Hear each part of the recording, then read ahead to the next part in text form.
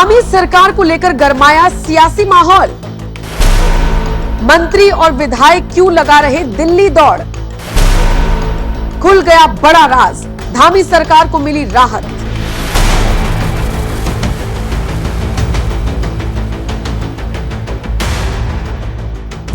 नमस्कार, स्वागत है आप सभी का। आप देख रहे हैं एनएमएफ न्यूज। आपके साथ मैं हूं नमता चौधरी।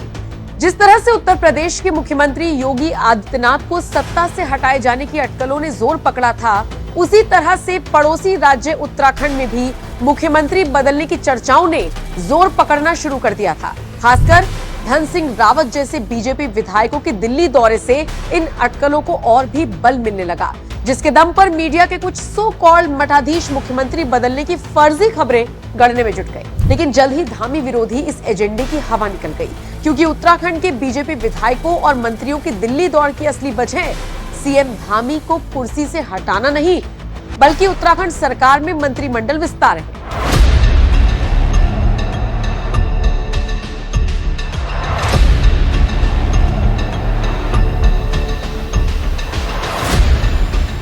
दरअसल उत्तराखंड सरकार में मुख्यमंत्री समेत 12 सदस्य ही मंत्रिमंडल में हो सकते हैं। यही वजह है कि साल 2022 में जब सीएम पुष्कर सिंह धामी ने लगातार दूसरी बार उत्तराखंड के मुख्यमंत्री पद की शपथ ली थी, उस वक्त सीएम धामी के साथ 9 मंत्रियों ने भी मंत्री पद की शपथ ली थी और 3 मंत्री पद खाली छोड़ दिए गए थे।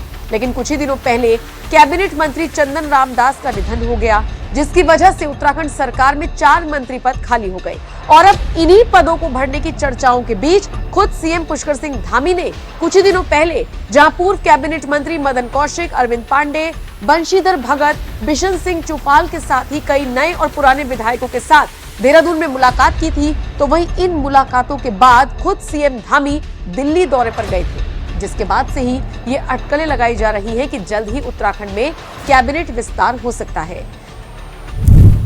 क्यों उड़ी मुख्यमंत्री बदलने की अफवाह?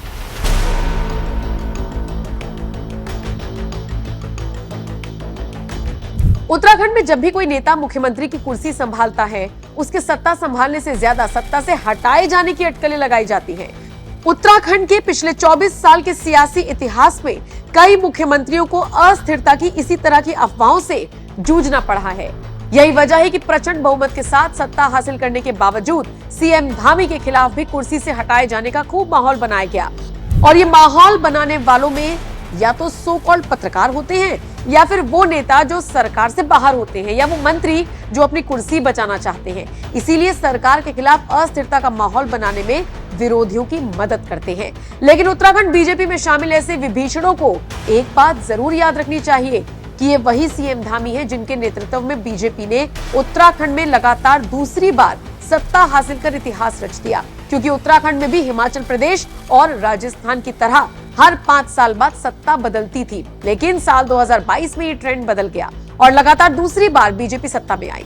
यही वजह है कि दिल्ली दरबार में सीएम धामी का कद बढ़ा हुआ है और दिल्ली दौड़ लगाने वाले बीजेपी नेताओं को बीजेपी आलाकमान ने साफ संदेश दे दिया कि मंत्री बनना हो या फिर अपना मंत्री पद बचाना हो, आपको हर हाल में सीएम धामी का विश्वास जीतना होगा, तभी कुछ हो पाएगा। इस तरह से दिल्ली दौड़ लगाने से कुछ हासिल नहीं होने वाला। सीएम धामी को फ्री हैंड।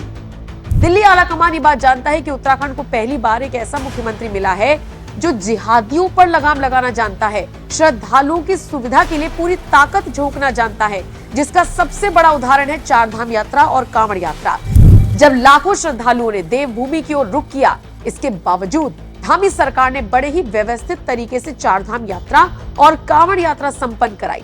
कहीं कोई भगदड़ नहीं हुई और ना ही कोई हादसा हुआ। इतना ही नहीं, धामी सरकार ने ही उत्तराखंड में यूनिफॉर्म सिविल कोड लाने का दम दिखाया और 9 नवंबर को उत्तराखंड के स्थापना दिवस पर उसे लागू भी करने जा रही है।